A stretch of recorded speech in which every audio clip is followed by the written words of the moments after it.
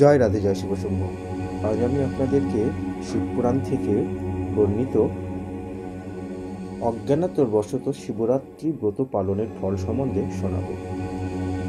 এক বনে এক হিংস্র শিকারী ছিল। সে শিকার করত, সে হরিণ শিকার করত, আবার সে চুরিও করত। সে জীবনে কোনোদিন কোনো ভালো কাজ করেনি, কেবলমাত্র শুধু পাপই করে গেছে। তো একদিন শিব চতুর্দশীর মহাতিথি এলো, কিন্তু ব্যাগ ওইসবের কিছু জানতো না। সকাল হলে সে বাড়ি থেকে বেরিয়ে পড়ল শিকারের উদ্দেশ্যে। সে তার ঘরে কোনো খাবার ছিল না, তাই সে না খেয়েই বেরিয়ে পড়ল এবং একটা বনের ভিতর প্রবেশ করলো। সেই দিন তার দুর্ভাগ্য, একটা শিকারও জুটল না বনের ভেতরে। সে ক্লান্ত হয়ে সকাল থেকে সন্ধ্যা ঘনিয়ে এলো। তখন তার খেয়াল হচ্ছে যে সে সারাদিন ঘরে এখন পর্যন্ত যেতেও পারেনি এবং তার বাড়িতে যে বাচ্চারা আছে তারা না খেয়ে আছে। সে আরও সংকল্প করে নিল যে সে শিকার করেই তবে সে খাবার নিয়েই বাড়ি ফিরবে। এইভাবে সে বনের ভিতরে ঘুরতে ঘুরতে একটা জলাশয় দেখতে পেল এবং সেই জলাশয়ের কাছে গিয়ে কিছুটা জল নিল এবং জল নিয়ে সে ভাবছে যে এই জঙ্গলের ভেতরে যদি আমি থাকি তাহলে হয়তো হিংস্র বাঘের সামনাসামনি হলে সে তো আমাকে হয়তো মেরে ফেলতে পারে। তাই সে সেই জলাশয়ের পাশে একটা বেলগাছ ছিল, বেলগাছের ওপরে সে উঠে বসে গেল এবং সঙ্গে তো সে জল নিয়ে নিয়েছিল। হঠাৎ কিছুক্ষণ বসে থাকার পর সে দেখতে পাচ্ছে একটা হরিণী চলে আসছে জল খাওয়ার জন্য সেই জলাশয়ের কাছে। এমন সময় সেটা দেখে সে শিকারী বেলগাছের ওপর থেকে তীর ধনুককে রেডি করে হরিণীর দিকে নিশানা রেখেছে। এমন সময় গাছটা একটু নড়ে উঠেছে, আর যে নড়ার ফলে তার যে কাছে যে জলটা ছিল সেই জলটা নিচে পড়ে এবং যেখানে জলটা পড়ে সেই জায়গাটাই বেলগাছের গোড়ায় একটা শিবলিঙ্গ ছিল, আর সেই শিবলিঙ্গের উপর সেই জলটা পড়ে। আর নড়াচড়ার ফলে একটা শুকনো পাতাও কিন্তু সেই শিবলিঙ্গের উপরে পড়ে। আর অজান্তে তার কিন্তু প্রথম প্রহরে ব্রত পালন হয়ে গেল। আর এই দিকে সে হরিণীটা দেখতে পায় যে একজন শিকারী তাকে বধ করার জন্য গাছের উপর বসে আছে। এমন সময় হরিণীটি বলছে যে শিকারী, তুমি আমায় মেরো না, তুমি আমায় মেরো না। আর হরিণীর মুখে মানুষের গলার আওয়াজ শুনে শিকারী সম্পূর্ণ চমকে গেল এবং হরিণী বলল, আমার আজ পরম সৌভাগ্য। আমার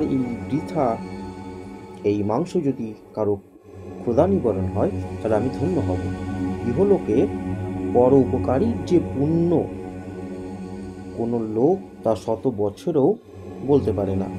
কিন্তু আমার ঘরে অনেক ছোট ছোট্ট বালক সন্তান আছে, আমি তাদেরকে আমার বোন এবং আমার স্বামীর কাছে রেখে এসেছি।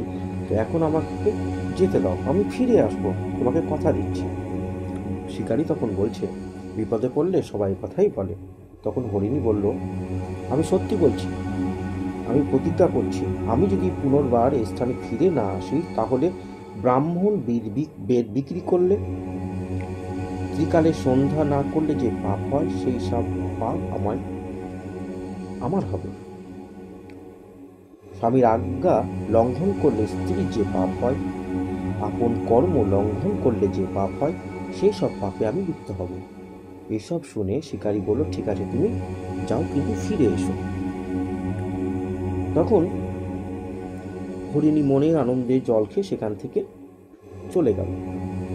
এবার ব্যাগ সেইখানে যেহেতু অজ্ঞানতার বশত তার জলের পাত্র থেকে জল পড়লো এবং বেলপাতা পড়লো গাছ নড়ার ফলে, তার অজান্তেই কিন্তু প্রথম প্রহরের কিন্তু শিবরাত্রি ব্রত পালনও হলো এবং বাবা ভোলেনাথ তার সমস্ত পাপকে কিন্তু ক্ষয় করে দিল।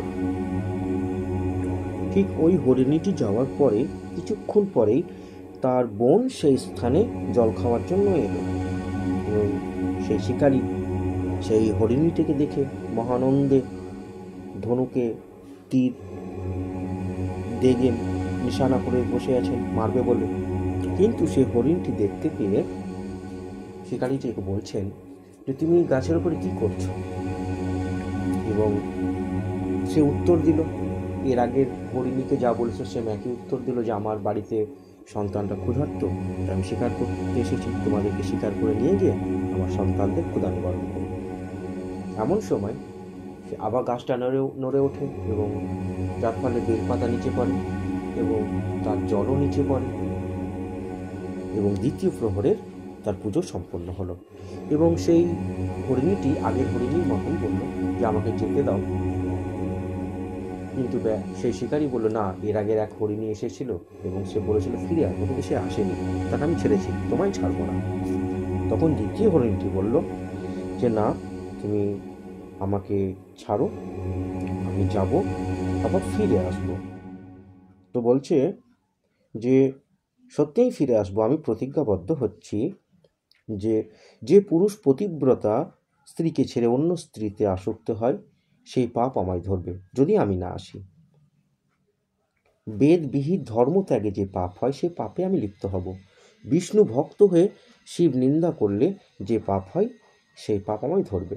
এবং এইসব কথা শুনে ব্যাদ মানে শিকারী এই হরিণটিকেও ছেড়ে দেয় এবং সে মহানন্দে বাড়ি ফিরে যায়। এবং তার কিছুক্ষণ পরে একটা হরিণ আসেন এবং সেই হরিণটিও জল খেতে এসে দেখেন ব্যাদকে সে গাছের উপরে বসে আছেন এবং তিনিও সে একই কথা বলেন আর তার উত্তরে ব্যাদ একই রকম কথা বলেন। ব্যাদ মানে শিকারী। এবং পরবর্তীতে তার নড়াচড়ার ফলে আবার জল পড়ে, আবার বেলপাতা পড়ে এবং এইভাবে তৃতীয় প্রহরেও কিন্তু পুজো সম্পন্ন হয়। এবং সেই হরিণটি সে আগের হরিণের মতন বিভিন্ন রকম কথা বলে প্রতিজ্ঞা পাশে বদ্ধ হয়ে সেও কিন্তু ফিরে যায়। এবং সেই শিকারী সেই গাছের উপরেই বসে থাকেন। এরপরে কিছুক্ষণ পর তিনি দেখতে পান যে সেই দুটো হরিণই একখানা হরিণ তাদের বাচ্চাদেরকে নিয়ে ফিরে আসছেন এবং তা দেখে শিকারী চমকে যান এবং ভাবেন যে তারা কথা দিয়েছিল এবং তারা ফিরে এসেছে। তার নড়াচড়ার ফলে আবার গাছটা নড়ে চড়ে ওঠে এবং তার পুটলির ভেতরে যে জল রাখা ছিল সেই জলটাও নিচে পড়ে এবং গাছ থেকে বেলপাতাও পড়ে। এইভাবে চতুর্থ প্রহরেরও কিন্তু তার শিব পুজো সম্পন্ন হয়। যেই বেলগাছে উঠেছিল তার গাছের গোড়াতে কিন্তু শিবলিঙ্গ ছিল, সেটা কিন্তু জানতো না।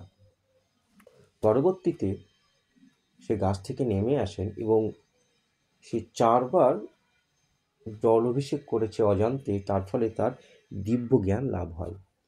তখন এইদিকে হরিণগুলো বলছে যে ঠিক আছে, আমি তো এসেছি, তো আমাদেরকে তুমি বধ করে তোমার সন্তানদের ক্ষুধা নিবারণ করো।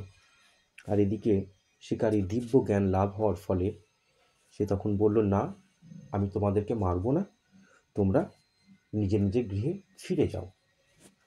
এবং হরিণীগুলো সেখান থেকে ফিরে যায়। আর এমন সময় বাবা ভোলেনাথ দিব্য মূর্তিতে আবির্ভূত হন এবং সে শিকারীকে বলে যে আমি তোমার ভক্তিতে ভীষণ সন্তুষ্ট হয়েছি, তুমি কি বর চাও বলো।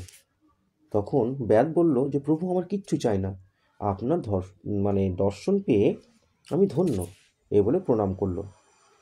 তখন ভোলেনাথ বললেন যে তো তুমি এখন মনের ইচ্ছা মতন সুখ ভোগ করো, মহারাজ দশরথের পুত্র শ্রী রামচন্দ্র তোমার ঘরে আসবেন, তখন তুমি রামের পুজো করে মুক্তি লাভ করবে। এইভাবে ব্যাদের মুক্তি লাভ হলো।